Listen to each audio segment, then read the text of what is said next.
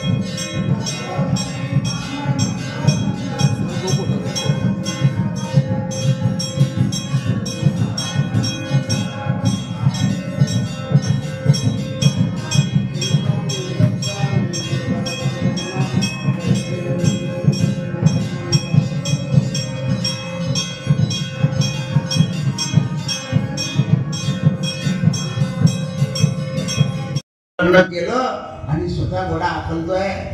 पण तेवढ्या वेळात कंसाच्या नशिबाचा तारा फिरला आणि आकाशातून आकाशवाणी झाली, अरे कंसा. चिमुकले राम मंदिर पोलीस हेडक्वार्टर जळगाव या आमच्या संस्थेपासून दरवर्षी सालाबादाप्रमाणे याही वर्षी जन्मोत्सव साजरा झाला. या जन्मोत्सवामध्ये सकाळी भगवंताचं प्रातःकाळी लघुरुद्र करून स्नान झालं, भगवंताची काकडा आरती आटोपली, नंतर सकाळचं प्रवचन झालं आणि 12 वाजेपासून तर रात्र 12 वाजेपर्यंत सगळ्या लोकांनी नामसंकीर्तन केलं. ते नामसंकीर्तन असं हरे राम राम राम हरे हरे, हरे कृष्ण कृष्ण कृष्ण हरे या मंत्राचं बहुसंख्य लोकांनी संकीर्तन केलं. आणि 10 वाजेपासून तर रात्री 12 वाजेपर्यंत भगवंताच्या जन्माचं आख्यान सांगून कीर्तनाची सांगता झाली. जळगाव शहरातले वरिष्ठ अधिकारी येऊन भगवान रामचंद्रांची उत्तम प्रकारे रात्रीची मंगला आरती करून उत्सवाची सांगता झाली आहे.